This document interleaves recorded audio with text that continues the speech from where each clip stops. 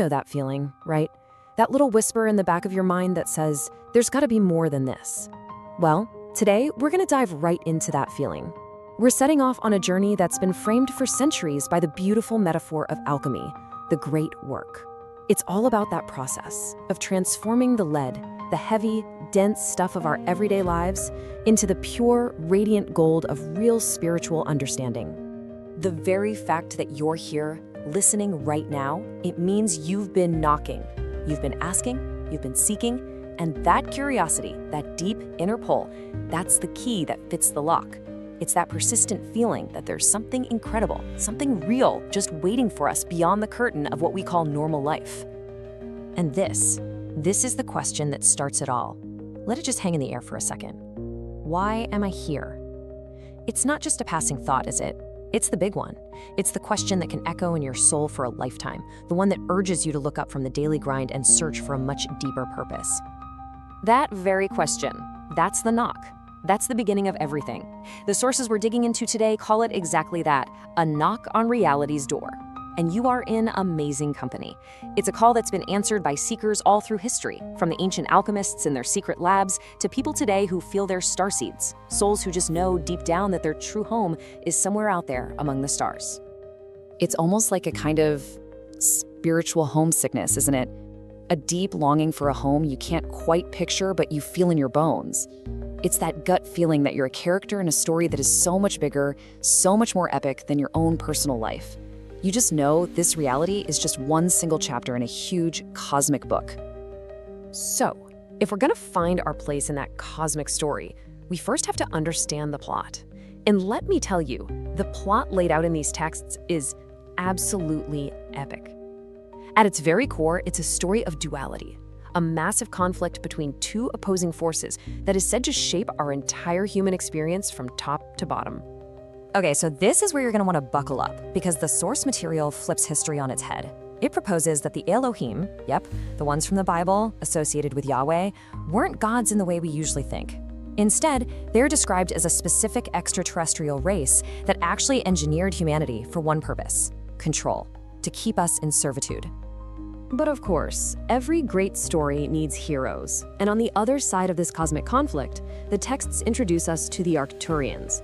They're portrayed as beings of pure light and compassion, often associated with figures like Jesus. And their whole mission is to offer humanity a way out, a path to true liberation and spiritual freedom. So let's just lay it all out, side by side. It's really night and day. You've got the Elohim, their entire game is judgment, control, and keeping us trapped in what these texts call the drama of the third dimension. Think fear, limitation, slavery. And then you've got the Arcturians, who are all about compassion, liberation, and offering a totally new kind of life, one without all that pain and suffering. The two are just fundamentally incompatible. And when you boil it all down, it comes to this one single powerful idea. The core difference is how they value life itself. For one group, life is a resource to be managed, owned, and controlled. For the other, life is sacred, precious, and inherently worthy of freedom.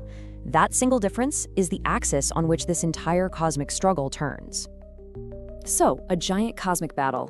What on earth does that have to do with you and me, right here, right now? Well, the texts say everything. Because that huge external drama is perfectly mirrored inside each and every one of us. Which means the great work, the real alchemy, doesn't start out there in the stars. It starts right here, inside our own hearts and minds. And a huge piece of this inner work is dealing with what's called past life trauma. Have you ever had a deep fear or a recurring negative pattern that just makes no sense in the context of your current life? The idea here is that we carry energetic wounds from other lifetimes, not as memories, but as active programs running in the background, creating fears, blocks, and that nasty inner critic we often think is our own voice. The best part is, you're not stuck with that old programming. You can absolutely rewrite the code. And here's the 3-step process to do it. First, you have to find the bug, that core negative belief, like I am not worthy or I am not good enough. Step 2, you consciously write a new line of code, a new positive, loving message. And this final step is just so beautiful. You send that new message, filled with love, back through time to your own inner child, healing that original wound right at the source. And that's really the heart of it all, isn't it? This is about taking back your power.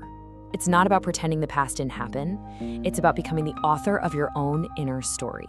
You get to pick up the pen right now and start writing a better, kinder, more loving message for yourself. All right, so if we're gonna be modern-day alchemists working in our own inner laboratory, we're gonna need some tools, right? Well, the good news is these sources provide a whole toolkit filled with practices and principles designed to help us in our transformation. They're the instruments we need to start aligning our own personal energy with a much higher, clearer frequency. Now, a cornerstone of this toolkit, one of the most powerful instruments you have, is the universal law of attraction. You've probably heard of it. The concept is actually pretty simple. Your inner world, your thoughts, your emotions, your beliefs, is constantly sending out a signal, a specific vibration. You're basically a walking, talking radio tower. And the universe simply matches that frequency, sending back people and experiences that vibrate on the same level. So how do you actually put this into practice? Well, it starts with a clear intention. You have to decide what you want. But look at step 2. This is the secret ingredient so many people miss: compassion. It's not just about wanting things, it's about raising your entire vibration with love for yourself and others. After that, you just stay open, you allow yourself to receive, and then you get to enjoy what comes your way. And to help you tune that inner radio every single day, the text suggests specific meditations. For example, on Tuesdays and Thursdays, you might use the mantra YUM to really focus on aligning your heart's energy. On Wednesdays, there's a different one to help you connect with your higher self. Think of it like a daily spiritual workout routine, designed to keep your personal frequency dialed in, high and clear. And hey, this whole transformation isn't just energetic and mental, it's physical too. Your body is the vessel holding all of this incredible alchemical work, so you've got to give it high vibration fuel. The sources recommend these power foods, things like leafy greens, berries, green tea, to make your physical body a stronger, more stable container for all the profound spiritual upgrades you're undertaking. So, we've talked about the cosmic drama, about healing our inner universe, and the tools we can use to do it. But what's the end game? Where does all of this inner work actually lead?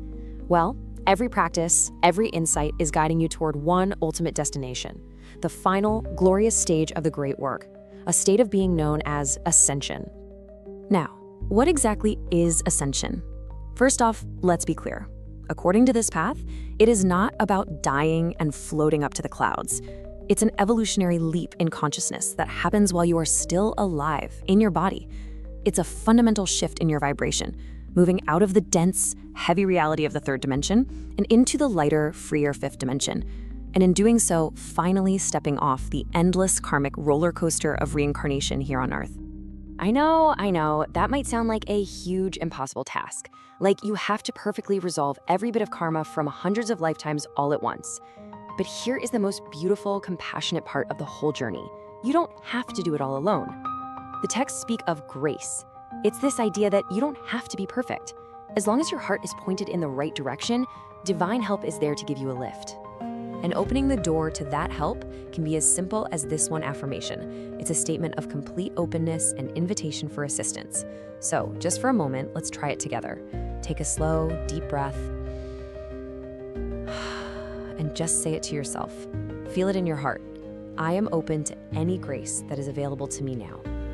And we want to leave you with one final, truly mind-bending thought to ponder. We all trust that our bodies have an ancient, innate intelligence.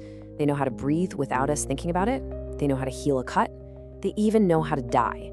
So, what if they also hold a hidden blueprint for the exact opposite? What if, encoded deep within our very DNA, our bodies already know exactly how to ascend? Now, that is a powerful idea to sit with. From one simple question to a full-blown cosmic journey, that right there is the path of the great work. Thanks so much for exploring it with us.